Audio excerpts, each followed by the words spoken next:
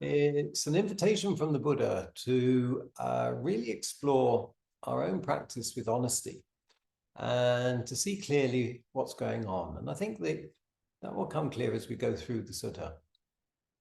So we're looking at the Samyutta Nikaya, chapter 12, sutta 41 and 43. And they're under the chapter of the householder, and this one is called the 5 fearful animosities. At Savatthi, when the householder Anathapindika approached the Blessed One, paid homage to him, and sat down to one side, the Blessed One then said to him,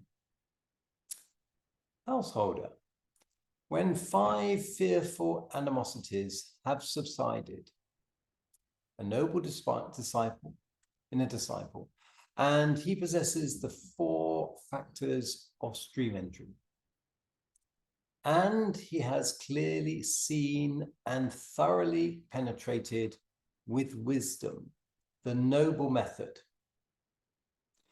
If he wishes, he could by himself declare of himself, I am one finished with hell, or the lower realms, finished with the animal realm, finished with the domain of ghosts, finished with the plane of misery, the bad destinations, the netherworld. I am a stream enterer, no longer bound to the netherworld, fixed in destiny, with enlightenment as my destination." So there's a suggestion here about self-declaration of capacity. But we need to unpick this and see what's behind this declaration. What are the 5 fearful animosities that have subsided? Householder, one who destroys life, engenders on account of such behavior the fearful animosity pertaining to the present life and the fearful animosity pertaining to the future life. And he experiences mental pain and displeasure. So this is the first of the precepts, sila, not to cause, to harm, or to kill any living being. And the destruction of life has its implication and ramifications and resonances. And one of them is the experiencing of mental pain and displeasure. And one of the things that we need to recognize is that behind the destruction of life, there is, in order for this aspect of the practice to be true, there has to be the intention to kill. So the accidental killing does not have the same karmic impact. But if that accidental killing is caused by recklessness or carelessness, that's another matter again. And although that carelessness and recklessness may not have had the intention, there is a responsibility for us as individuals not to behave in a careless and reckless way.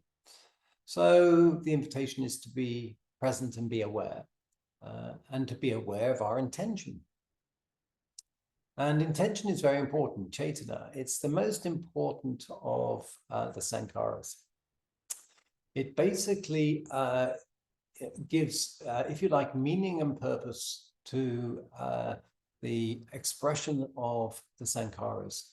It consolidates that practice. So we see that intention in our meditation practice.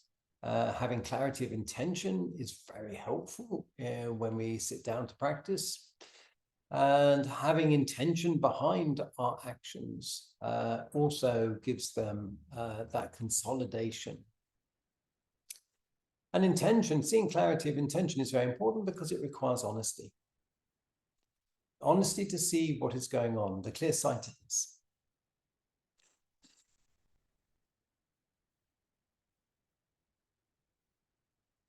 It's one who takes what is not given. On account of such behavior, fearful animosity pertains to the present life, and fearful animosity pertains to the future life. And he experiences mental pain and displeasure. Thus, the one who takes what is not given, this, or abstains from taking what is not given, this fearful animosity has subsided. So taking what is not given, and this can be obviously in a quite literal sense of which we might call stealing or dishonesty, but also, taking the energy of another person. So we might,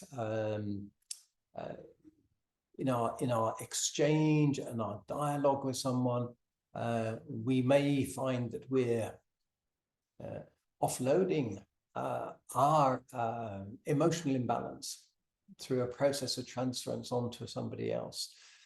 And so we're taking their support and their energy, this energy exchange, in a way which is not wholesome for us or for them. We need to, the Buddha said, we need to be an island unto ourselves. And so we need to deal with our emotion ourselves. We can request support, but if we're simply in this process of transference, for instance, this is a subtle expression of taking what isn't given. And if we begin to think in these terms, then there are many times when we might take what is not given. And again, what's key to seeing this? Intention. If we see the intention behind our actions, then we begin to see these sorts of things much more clearly. So this isn't just a literal living of sila, of the precepts. There's a much more nuanced aspect to this.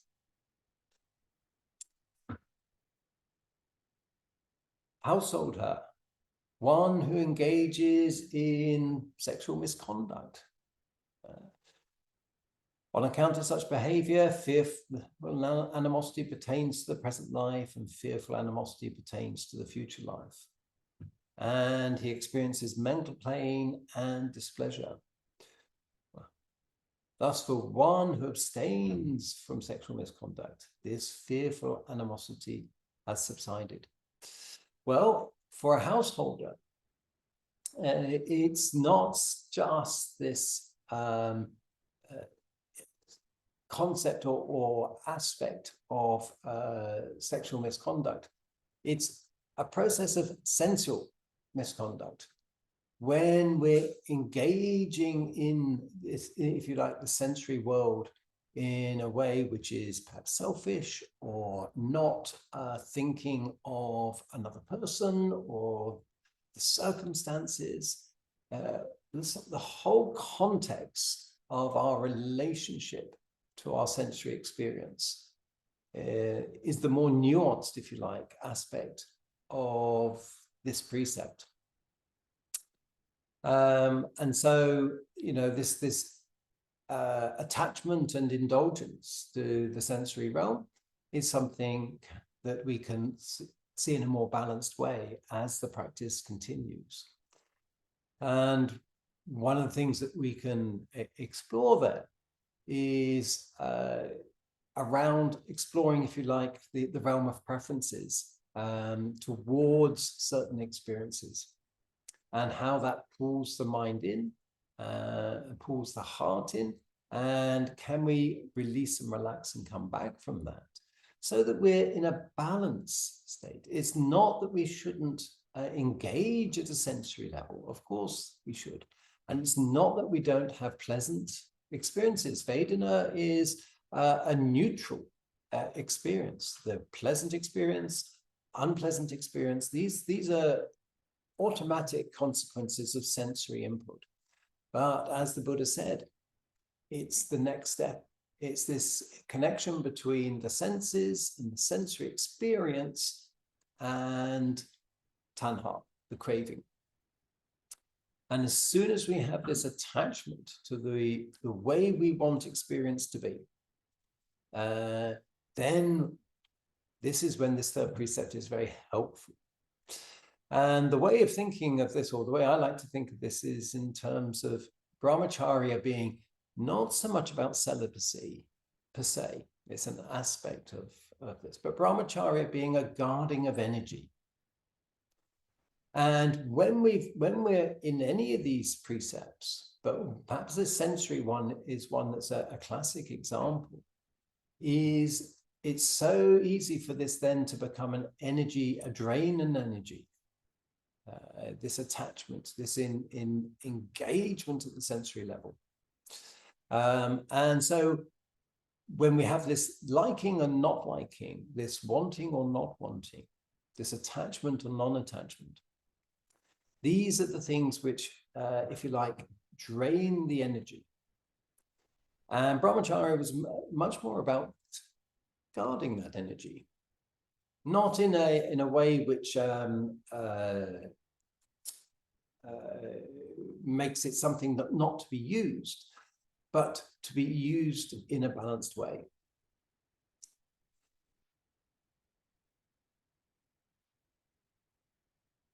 Householder, one who speaks falsely. And falsely could be simple lying, or it could be gossiping, or it could be sort of backbiting, any of the verbal exchanges which don't come from a wholesome place. And so again, one of the things we need to look here is the intention. What is the intention behind what we're saying? Does it have a wholesome base? Is it timely? Is it the right time to say this? Is it truthful? Simply because something is truthful doesn't mean it's always the right thing to say. So we need to be present with our intention behind our communication. And so one of the things that Pañcaverabhaya described as the element of the Eightfold Path was right communication. How are we communicating? How are we communicating to ourselves? How are we communicating to others?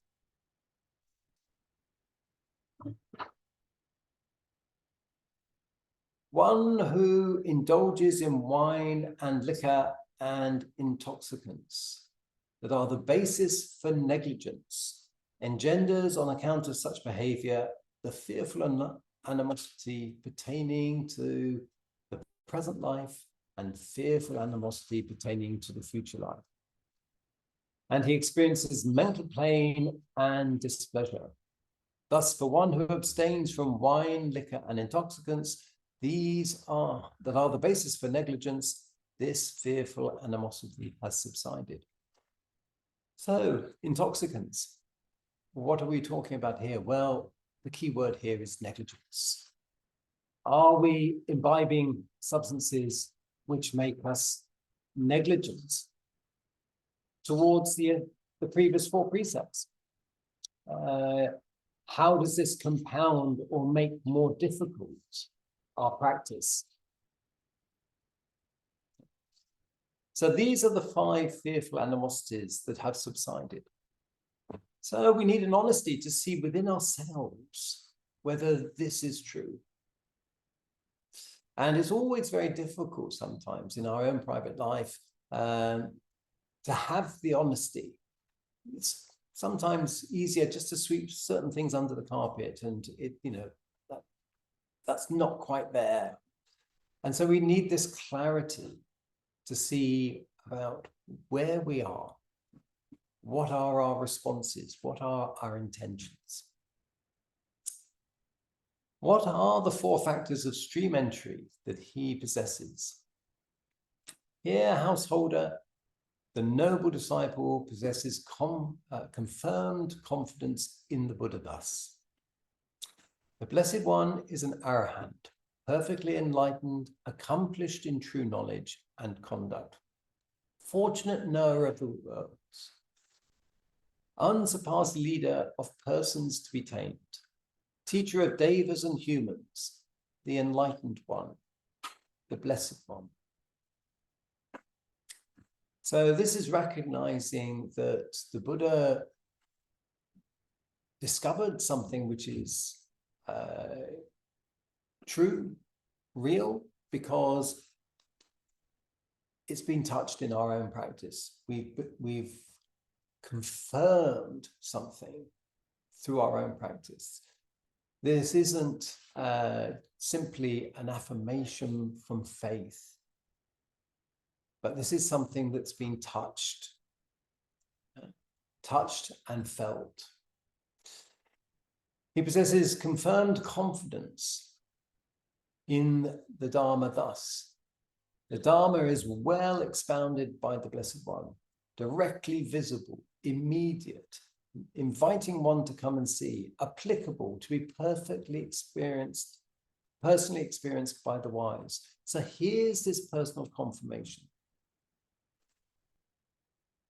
One of the things that the Buddha really emphasized was that you need to do this for yourself.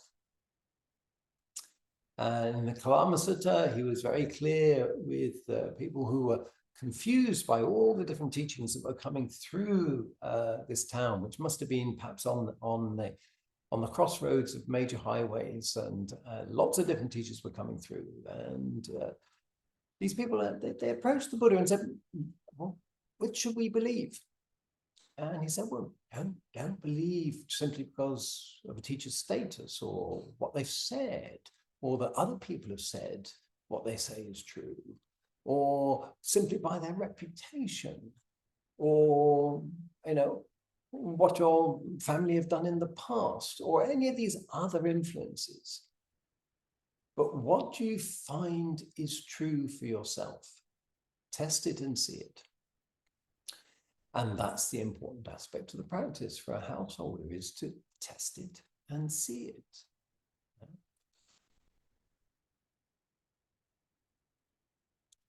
He possesses confirmed confidence in the Sangha thus.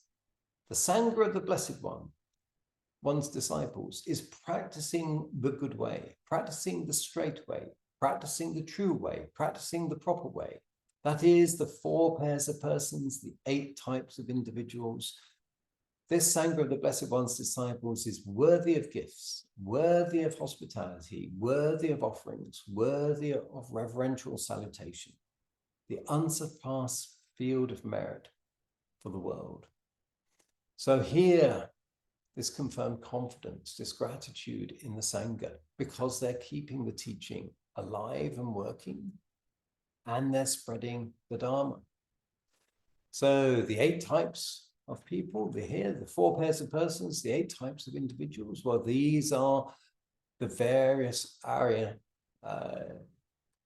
adepts. So the Sotapan, the Sakagami, the Anagami, and the Arahant. So that's the 4. And then each of those have either experienced path or the fruit of those attainments. And so there's 2 attainments for each of the 4 groups. So there's the 8. And recognizing that they represent the teaching working. He possesses the virtues dear to the noble ones, unbroken, untorn, unblemished, unmottled, freeing, praised by the wise, ungrasped, leading to, as Pañcaverabhaya would say, collectedness. And these are the 4 factors of stream entry that he possesses. So there's this virtuous behavior that supports the practice. The foundation of this is, in other suttas, we'll see the foundation of this is based on generosity as a virtue. And generosity supports sila. And sila is the the 5 aspects that we described here. And it's with generosity and sila that we get bhavana, this development of the mind, this development of behavior. And one of the important things to recognize as a householder is that simple, if you like, mental development, mental capacity must also be accompanied by behavioral change. So it's not simply the capacity to perhaps reside in certain jhanas, for instance.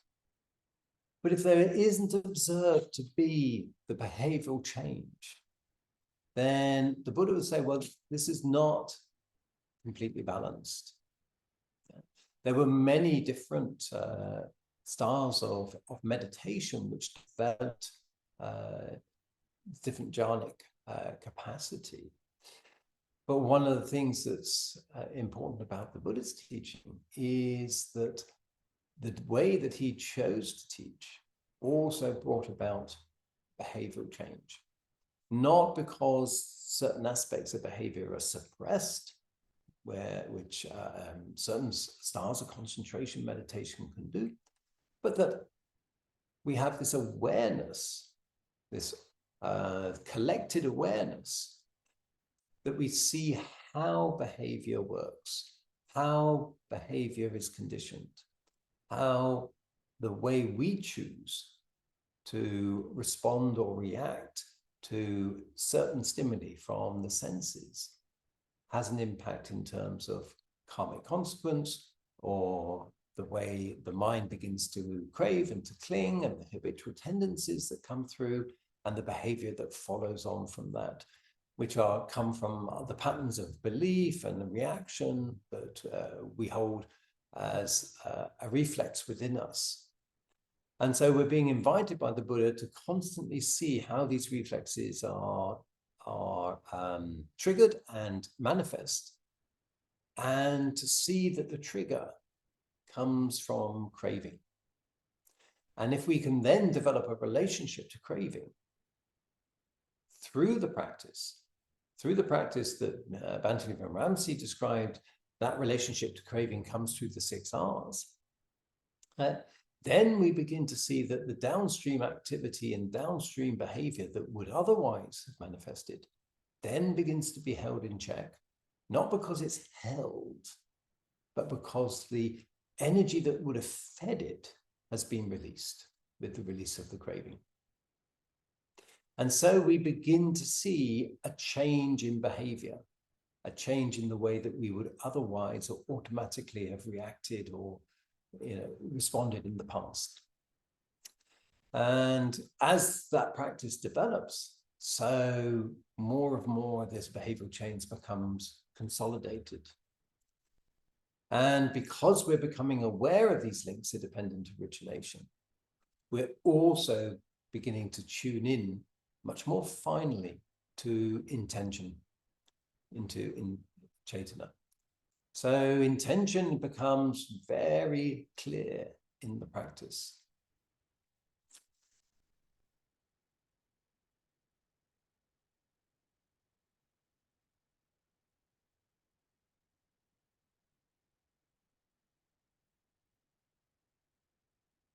And what is the noble method that he has clearly seen and thoroughly penetrated with wisdom?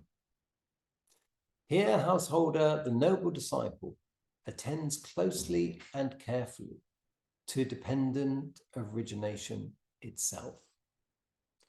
So here is the centrality of the dependent origination.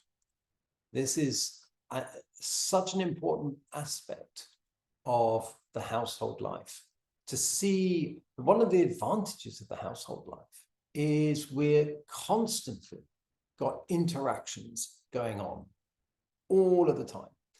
And within any one household, everyone knows other people very well.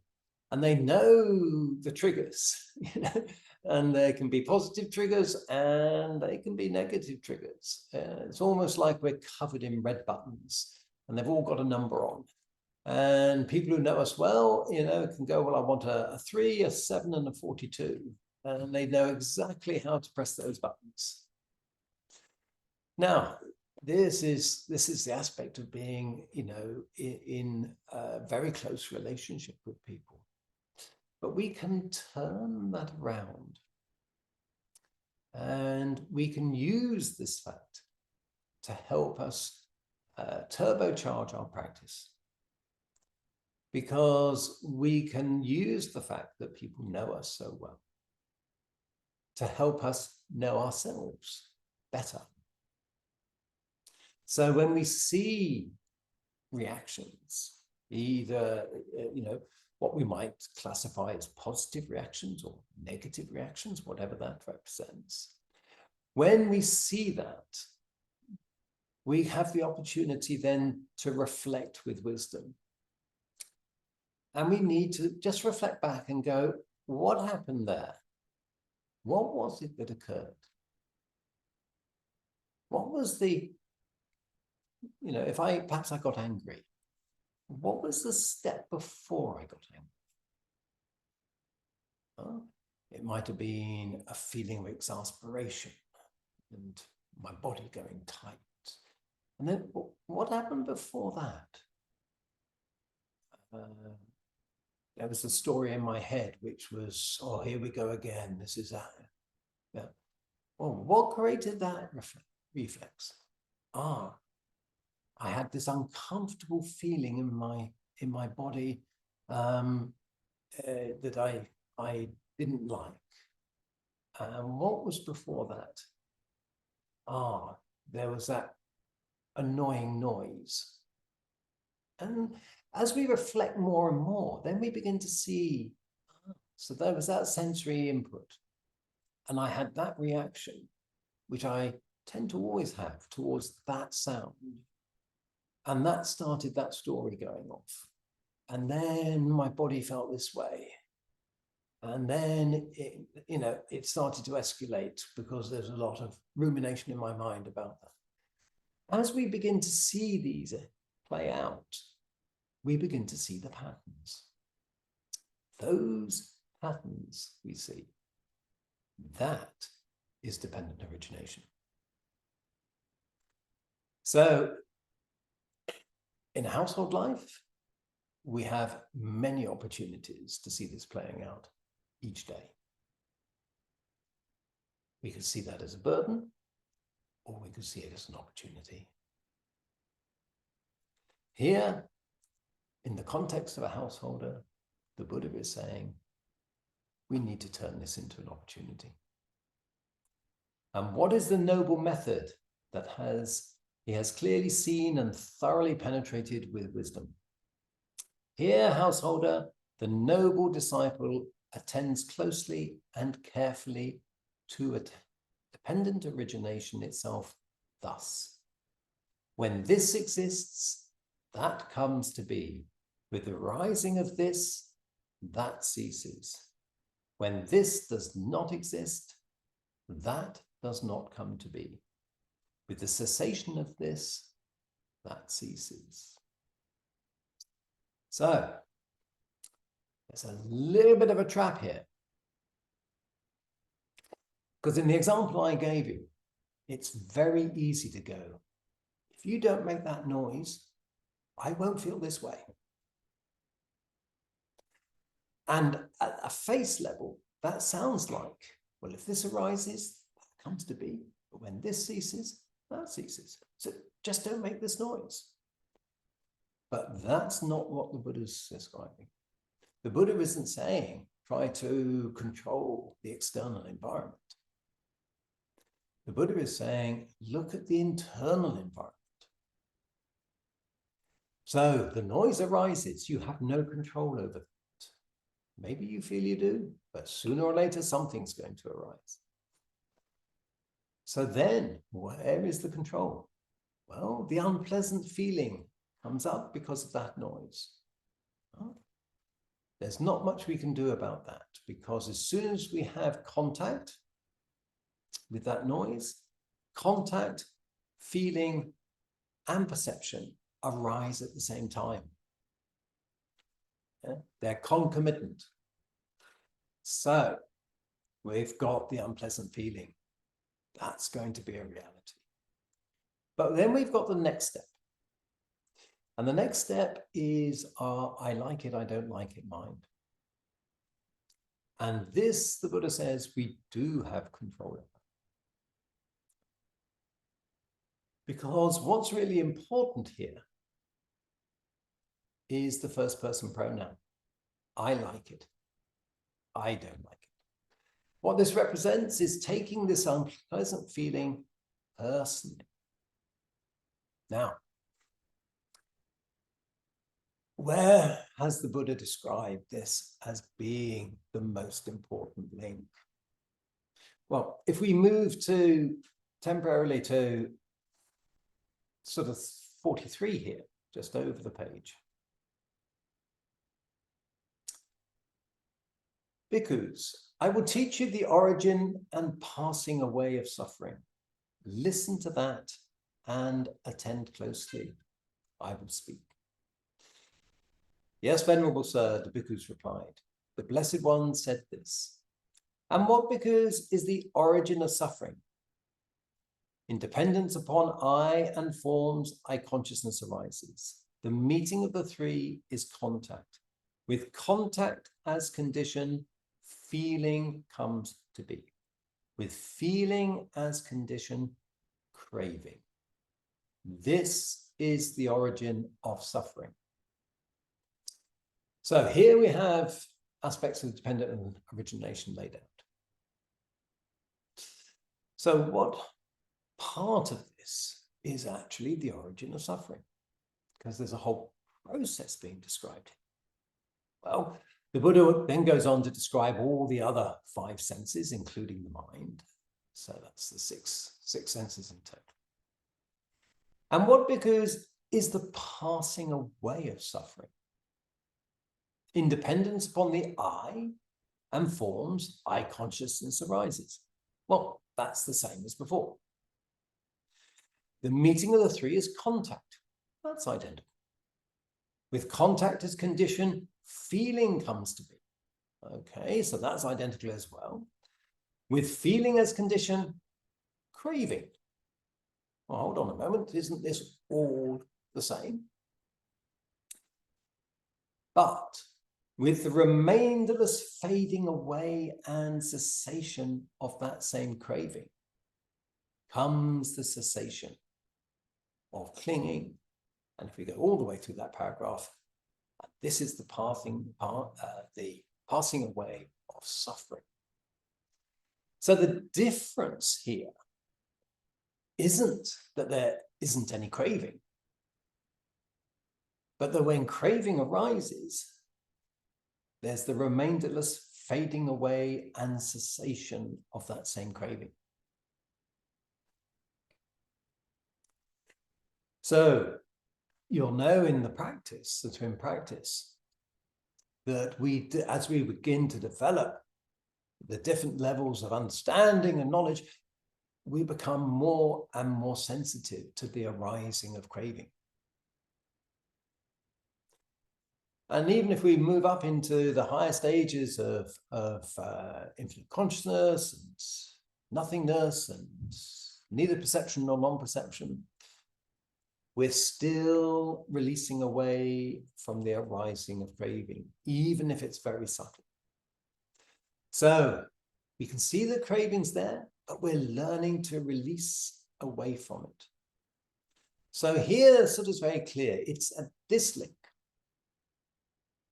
that our work is to be focused. So if we go back to 41 now, it's not about not having the sensory craving. So it's not about us going, if you don't make a noise, I won't get upset. It's not at that level, because that would be taking away contact. No, we need the remainderless fading away and cessation of craving itself. So the sound is there, we have an unpleasant feeling. The unpleasant feeling is there, and craving arises. And it's our relationship to this link between feeling and craving where we need to do all of the work. When this exists, that comes to be. With the arising of this, that arises. When this does not exist, that does not come to be. With the cessation of this, that ceases. So, with the arising of the feeling, craving comes to be.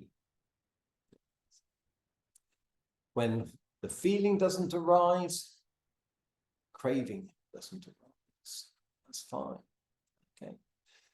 But this dynamic, as you can see from the second sutta, isn't quite where we're working. We're looking at the craving and downstream. The craving has arisen, so the clinging comes to be. And with the clinging comes the habitual tendencies. With the habitual tendencies come the birth of action. But it's with the cessation of the craving comes the cessation of clinging and all of the downstream activities. And so we need to see and be subtly aware of the link between feeling and craving and catch the craving early so that we can release away from the craving, so that all the downstream activities are starved of the energy they need. So how do we release away from craving? Well, fortunately, Pañcaverabhaya observed and then described the process very clearly. He said the key to this is in the suttas. It's in the Satipatthana Sutta, it's in the Anapanasati Sutta, the mindfulness of breathing, and the mindfulness of mind suttas. And it comes with this subtle awareness. Breathing in, I experience my breath. Breathing out, I experience my breath. Breathing in, I relax or tranquilize the bodily formations, or in the mindfulness of mind, it's the mental formations that are released. So, tranquilizing the bodily formations. This is releasing the tension around your brain, because your brain is part of your body. But also you need to release any tension you notice in your body as well. And it's the release of tension which is the release of craving. And this is very helpful, because when we focus ourselves on the somatic experience, the feeling in the body, then we take ourselves out of our verbalizing mind. We're not having to bargain with ourselves to release craving, convince ourselves that this noise is not irritating us. No, we get into a dialogue, into a discussion in our own brain, which simply doesn't work. But if we stay with the somatic experience, the arising of this tension, then we can treat this somatic experience softening without having to have bargained in our mind about what this softening represents. And this is why it's so helpful. It steps us back and away from a personalized engagement with what's going on and depersonalizes it as a release of tension.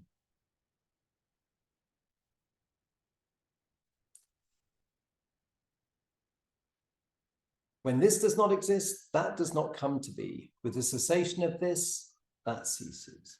That is, with ignorance as conditions, volitional formations come to be. With volitional formations as condition, consciousness. With consciousness as condition, name and form come to be.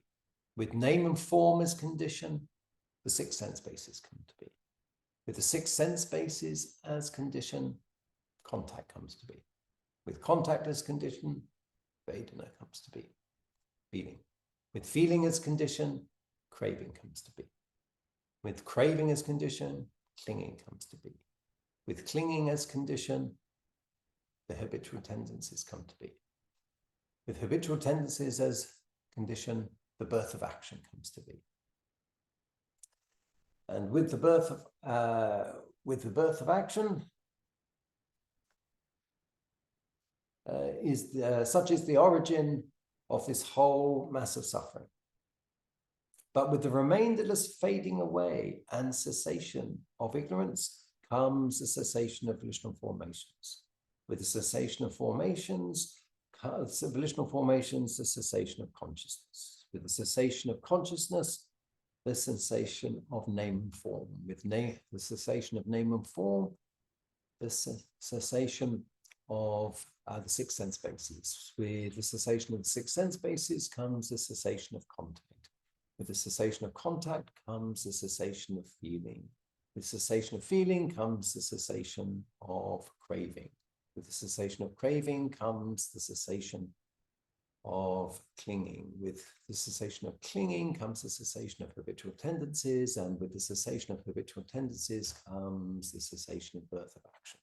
And with the cessation of birth of action comes the cessation of this whole mass of suffering. This is the noble method that has been clearly seen and thoroughly penetrated with wisdom. So although here in this aspect of the sutta, we're describing all 12 links of dependent origination, when we actually look at number 43, the one that we practically work on is the link between feeling and craving and its impact on craving toward clinging. When householder, these five fearful animosities have subsided in a noble one, in a noble disciple, and he possesses these four factors of stream entry, and he has clearly seen and thoroughly understood and penetrated with wisdom this noble method. If he wishes, he could by himself declare of himself, I am one finished with hell, finished with the animal realm, finished with the domain of ghosts, finished with the plane of misery, the bad destinations, the netherworld. I am a stream enterer, no longer bound to the netherworld, fixed in destiny, with enlightenment as my destination. So, this is declared by the Buddha to be possible for a householder, but it requires a level of clear comprehension and honesty and a constant willingness to reassess for such a declaration even to be made in private to ourselves. Okay, so I'd like to open that up for any comment or any questions. Andre, yes. Yeah, nice to see you, Hugh. Good to see you, Andre. I really liked these two suttas and in combination, and I really enjoy listening to your comments regarding how this particular link affects us as householders, and with the buttons that people know how to push. And I find it I think about this a lot, and I talk about this a lot, like the relationship, a committed relationship, marriage is kind of like the PhD of spirituality. It kind of how I see it, because it's in some ways it's much easier to ordain, or to go and live in a cave and to do all these sorts of things than to live constantly being pushed with these buttons, right? But then, the ultimate freedom is the ultimate freedom. It doesn't matter if somebody's trying to push your buttons or not. And I know personally, I'm a bit lazy, and it's quite easy for me to become complacent, I guess, and to think, oh, everything is great. So these kind of environments and these kind of situations where somebody is pushing my buttons in some way because they know how to get a response out of me, and this becomes a true kind of judgment of the progress on the path, because certain things fall away with time. It's like, oh, I don't get annoyed so much anymore of this, or this still annoys me, right? What's going on there? And so it's been a very interesting part of the path to take this eventually, take this sort of blaming something external on these experiences, to completely reframing the process to see that this is actually an internal thing, and then being grateful for somebody or some event to come and point out the attachment or aversion or ignorance. And this becomes actually much easier to look at our imperfections in this way. So it's very nice. So sometimes, yeah, it's somebody pisses us off in some way, we can just be grateful eventually for that person. And so it's been really nice. And then but the question that I have kind of arising from that, and I think I talked already, I already asked you this several times, but it continues coming back in different manifestation. And the question is, how do we sometimes not confuse a negative feeling for craving? Because sometimes I observe in myself the tendency to try to 6R the feeling, as opposed to accepting the feeling and waiting for the craving to come up, or being mindful of any craving that potentially can come up. Because I find this in myself when times are tough, and it just continues to negative feeling, I start to want to 6R the feeling.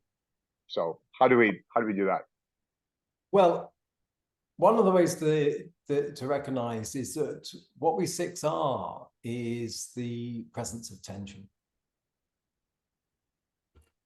If we think of it in terms of the somatic response, it's the presence of tension that instigates the 6Ring. Okay, so when our mind gets distracted, we may not realize that we have that tension until we recognize release and then relax. But if you're just working at feeling, that tension won't be there. Because the tension is the aversion or attachment to that feeling. But there could be a tension from something else. Give me an example.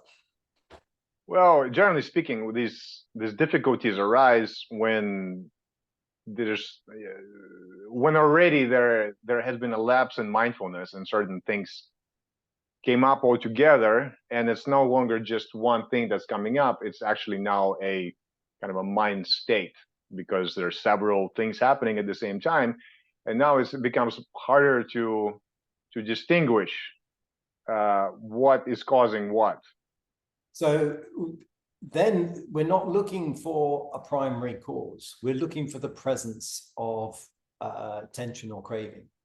So when multiple things are coming up, we may have a reaction, which is, I'm feeling a bit overwhelmed, and I'm feeling uncomfortable.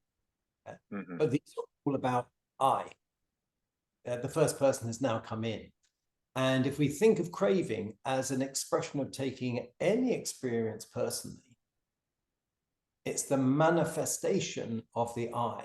We've constructed the I from the context in which we're experiencing. That's where the sense of resistance to how we feel at the moment, maybe the feeling overwhelmed.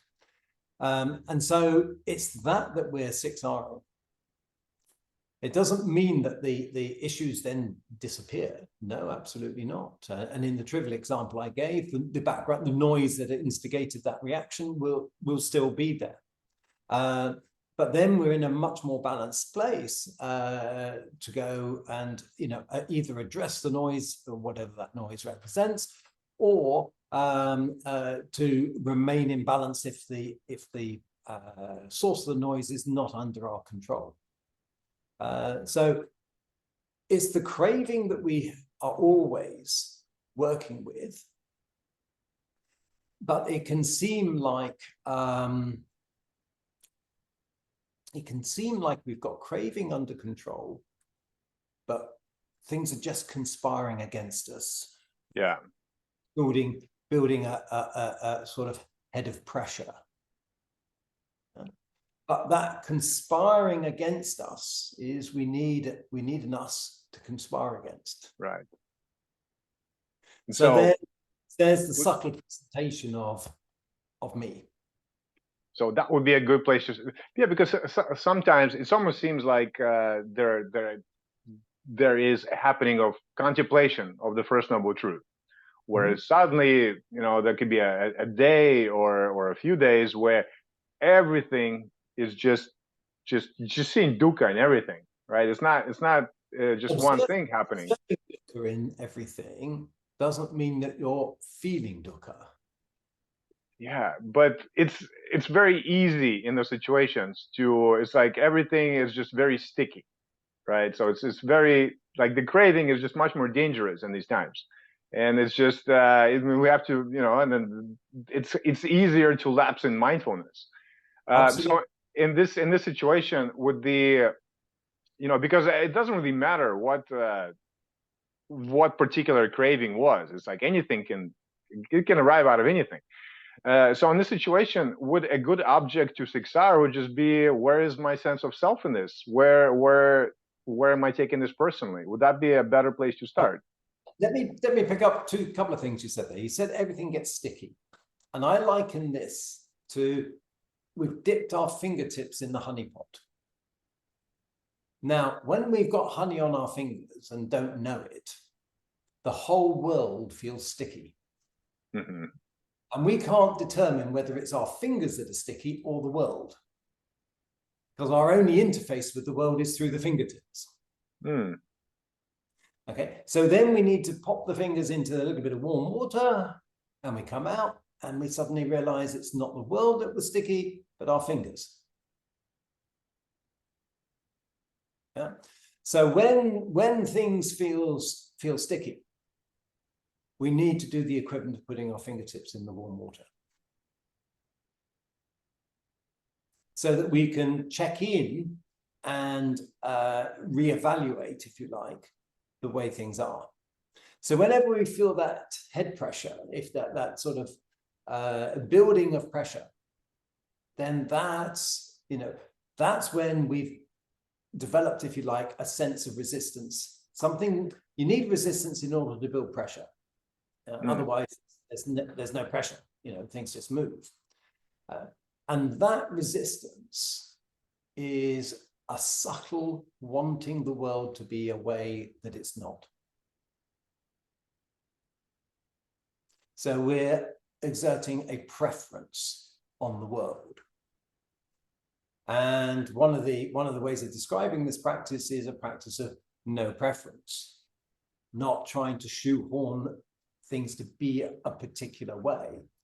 Doesn't mean that we don't have a direction that we want things to go in, but we have to remain open to how that evolves and see it clearly for what it is.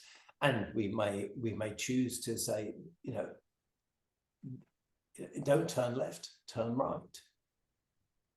So Ajahn Chah was once asked by one of his monks.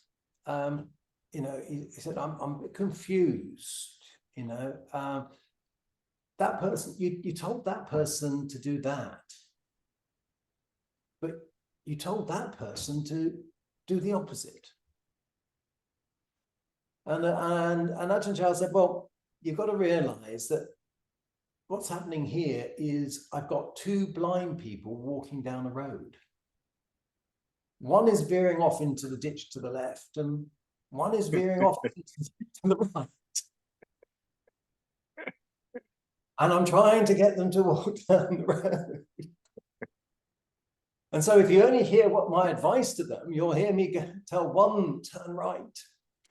And you'll hear me to the other one, turn left. Okay. But it's not a, he hasn't got a fixed way of describing the teaching, if you like. It's entirely into the context.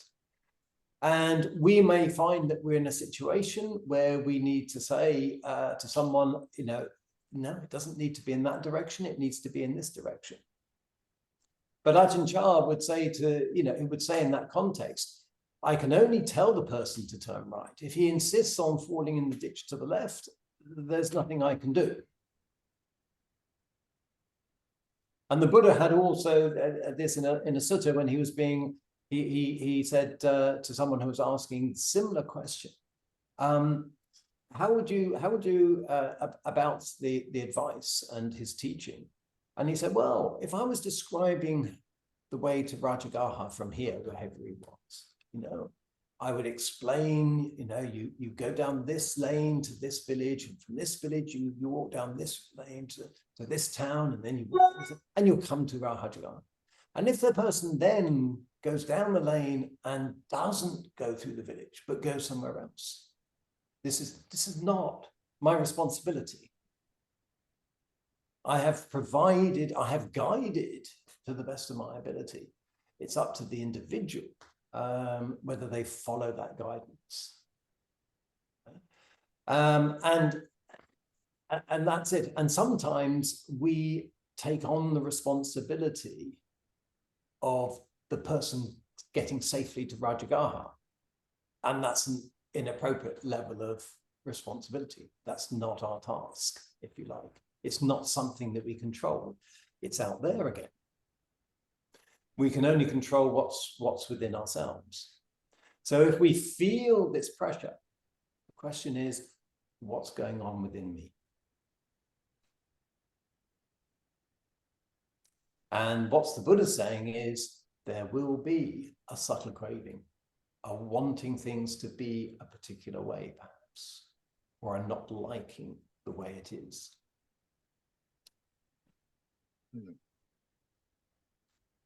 And as you see from the second sutta here, if we can gain a handle on our relationship, on the feeling, craving, clinging part of dependent origination, then the energy down to the source of suffering is taken away. Doesn't necessarily mean the person gets to Rajagaha or we achieve our objective.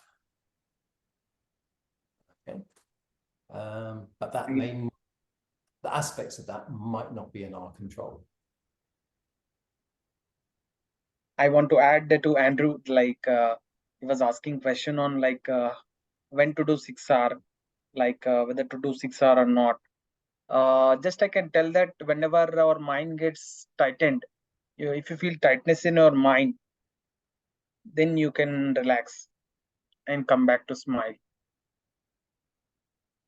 And I feel whenever your state of mind is in happy state, we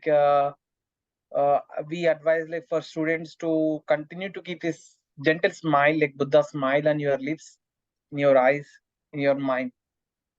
Let us say if you are not in happy state, your mind is in not in happy state, and you may see, you can observe in your mind whether there is any tightness present in your mind. Then you should relax, relax your mind, come back to smile. I was inspired by Delson. Delson says in Dhamma Talk, every time you should keep your mind in a relaxed state, in a happy state. We should try to keep in that state. Did you get, Andrew? Yes, thank you. If you want any clarification, you can ask us. Hugh is there and myself is there. Thank you. This is a lovely example, and also what I would add is that there's a somatic response in the body when there's a tension in the mind. And sometimes we see the body response before we see the mind. Although mind is led, the body becomes more obvious. And so one of the things that we can become familiar as part of the patterns is maybe, how we feel in the body. Perhaps our jaw tightens. Perhaps we feel a little bit stiffer. Perhaps there's a tightness in the hips. All of these, the mind and body are linked intimately together. And there's this constant dialogue between them. And, how many times do you find it easier if you just go for a walk and then come back to a problem? Yeah? And by going for a walk, I mean, our bodies are built for walking. Going for a walk just gives us that opportunity to ease out those patterns that have built up. And that's why it's really useful if you're doing a lot of sitting down is to take a break. Take a break every hour. It's amazing how your perspective on your work changes. If you just go for a short walk, go make take a drink, or just go out and just look out the window and then come back. And these patterns get set in the body and they get set in the mind. They become uncomfortably familiar. And so there's almost an expectation of them being there. And that's part of the attachment, even to uncomfortable feelings and uncomfortable responses. But bringing it back to the context of this, the householder perspective, there's so many opportunities here to see when we get caught up and when we release. And so and personally speaking, I've known something of the inside workings of monastic environments, and they also have a lot of dynamics which encourage practice. Although the household life has disappeared, human interaction has not. And I think that sometimes I remember an abbot of a very well-known monastery who I was talking to many years ago, and he was talking about new monks coming in, and he said, "There's only one thing that really scares me." Oh, what's that? And he said, "When people come here because they're inspired." Because he says, when inspiration fades, all that's left is desperation. Mm. And he said, I'd much rather people came here because there wasn't anywhere else they could think of now going. They tried everything else. So it's this was the place of last resort sort of thing, because then, there's no expectations around it. And then they can build from a place of practice. But if they come here thinking that they're joining some sort of ideal society, so it's ideal in the sense that everyone's motivated, hopefully for the same ends, but then you're dealing with the whole complexity of human existence and human interaction. Then that idealism doesn't sustain in that sense. Mm-hmm. It's kind of like the step of contemplating knowledge and vision, and then it just kind of being annoyed by everything, right? It's like that. I mean, eventually we can arrive to cessation by the way of desperation, because nothing else works, and that's the whole point. That's the whole path. She's like, oh, this is also dukkha, this is also dukkha, and then she's like, all right, whatever, and then this is where we least expected, and then the cessation experience comes. Because when we're constantly looking and looking and looking, and we feel like we've turned over all the pebbles and we haven't found what we're looking for, there's a desperation in that looking. And in the activity of the looking is the opposite of what we want or what we need in the practice. It's the giving up of the wanting. Mm-hmm. not a more thorough in looking, but it's the up of the need to want that, which is part of the practice. So desperation is kind of like disenchantment in a way, and then dispassion is what comes after the desperation. No, I think disenchantment, and it's sometimes translated as revulsion in this is not, certainly revulsion is not a helpful thing. The way I look at disenchantment is I think of Disney, and you think of the witches and the wizards, and they set a spell, and they've enchanted the people, or enchanted a person, so that they're no longer able to act as they would normally act. And I like to think the fact that in daily life, we all have this enchantment. We're all acting in a way which is under a spell. And it's only when we begin to develop knowledge and vision do we recognize the spells there, and we begin to let the spell drop away. And so we become unenchanted or disenchanted. And because we've become disenchanted, we see much more clearly. And with that seeing much more clearly, we then become less emotionally engaged in our decisions. Then we're not driven by the emotions because we see the mechanisms much more clearly. So that's then the dispassion. If our actions are impassioned, they're driven by our emotions. If they're dispassioned, they're not being driven by our emotions. So we're making better and more wholesome decisions. So I see the disenchantment not in terms of desperation at all. I see it as an opening out. Yeah? So it's a very positive process, whereas the desperation is like a negative process. It's a rejecting, where I think the disenchantment is far from a rejection. It's like okay. And then we can build from there. I don't know if that made any sense. Oh yeah, totally. Thank you. Satisfied and gladdened.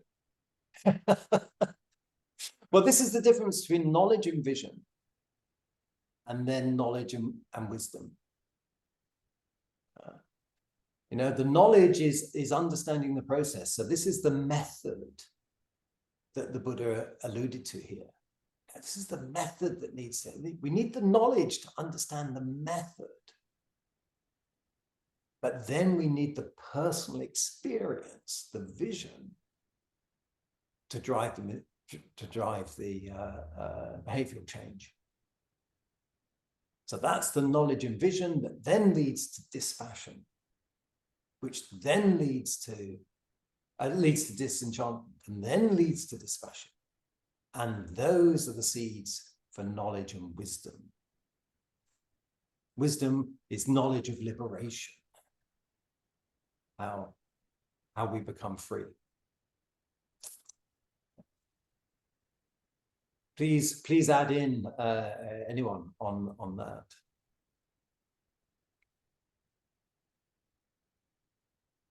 Just I want to add the Bhante Dhammagavesi says about knowledge is not understanding.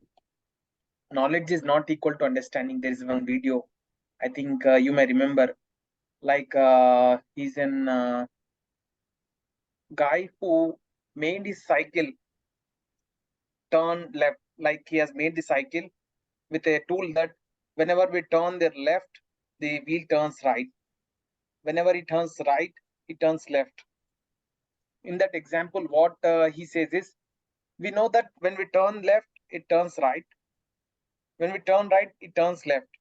But practically, we could not able to implement it until and unless we have a practice. Yeah. And finally, he says that knowledge is not equal to understanding. Yes. Yeah. But we need the foundation of understanding the Buddha described in his suttas, even to the newest monks, the basic knowledge that they needed in order to practice. So that was a basic understanding. But then the knowing that they need, and knowing, if you like, in the sense of knowledge, coming from knowing, must come from their practice. Yeah. So understanding is not enough for knowledge. Really.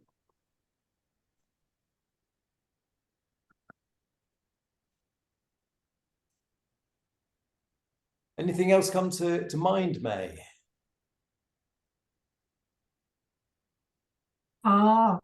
Thank you. I was just kind of enjoying the conversations that went on.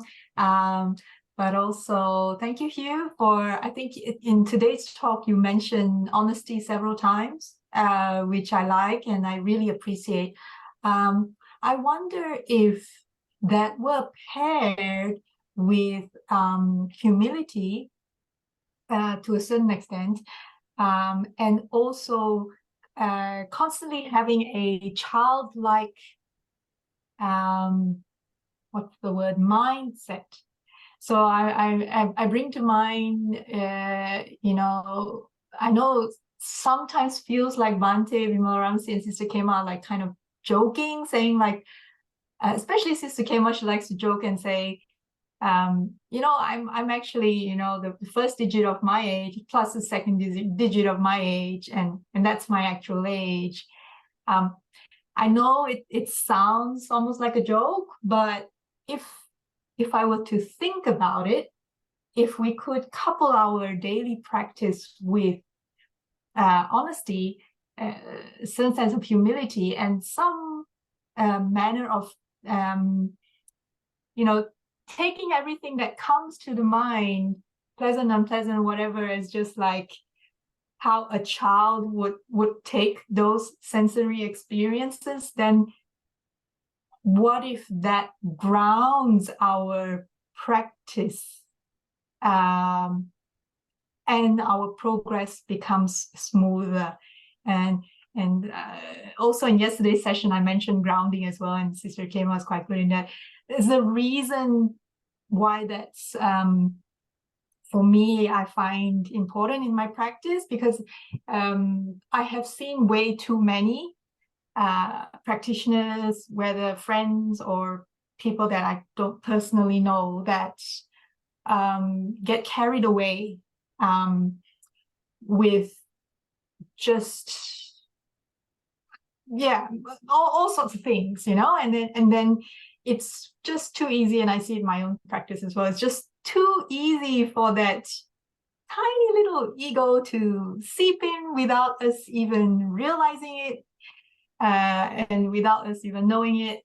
And I think Sister Kema is really good at, you know, there are some other teachers as well that's really good at just identifying it in our speech, and then knocking our head. Unfortunately, she's no longer with us to do that kind of knocking, but yeah, I'm just wondering if these are kind of essentials in the recipe to keep us grounded, to not have that, you know, that enemy, our own enemy, and then that becomes a hindrance. I think what you're highlighting there is something very valuable. And for me, this is, you know, humility is recognizing that there's still more to be done, and being open to the process of learning to help that. But we also need the confidence, not arrogance, but the confidence to know that we've come some way. Because we need that combination of confident humility to practice. The tricky thing about confidence is it can move into arrogance. You know? So if we start to, and conceit is very helpful as a mechanism to see this happening. If we start comparing, I'm better than, or I'm worse than, or I'm the same as, this is the conceit of myself. in comparing. That's not what we're looking for. You know, the confidence is simply to say, well, where was I and how is it different? So this is a personal scale. It's not a comparative one, but to recognize that there have been benefits in the practice, that this has been useful to us, that we've come to understand maybe things that we hadn't understood before. But also the humility to remain open to more teaching.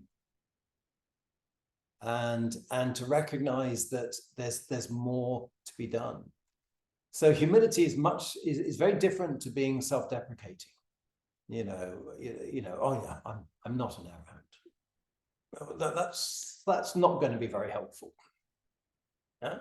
Because it's you know, what we need to do is have the humility to see, that did get to me yesterday. That's interesting. So there's a seed of that still present in me. Okay, that's useful. That's useful. But I haven't got caught like that for, you know, for days or hours or weeks or whatever. So we recognize how we've progressed, but we also are open to seeing the information we need in order to make further progress. If we close down that, if we close down that, then we don't listen to the lessons that are being presented to us. Yeah. And that's why personally, you know, levels and attainments and attributes and different things like that, they're useful for us to perhaps reflect on ourselves, but we should always suspend judgment as to whether they are permanent attributes or just we didn't happen to get triggered in that way recently.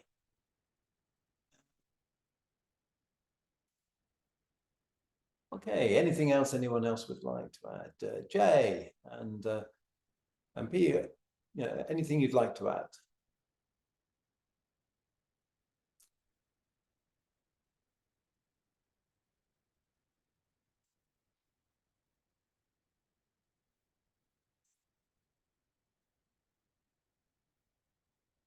Okay, May, would you share the closing prayer for everyone?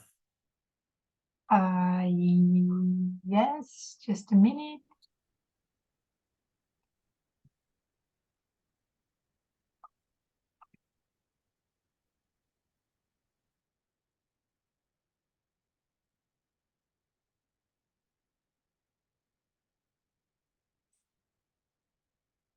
Okay, so let's share.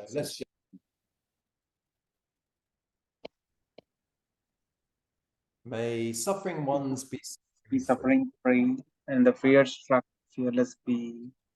May May the the grieving shed all grief, and may all all beings find relief. may all May beings all beings share this merit that we have thus acquired for the acquisition of all kinds of happiness. May beings inhabiting space and earth, devas and nagas of mighty power, share this merit of ours. May they long live in Buddha's dispensation. Sadhu, sadhu, sadhu. Thank you, everyone. Thank you, everyone. Thanking you all. Again. Thank you so much. Okay. Thank you. Bye. Bye-bye. Bye-bye.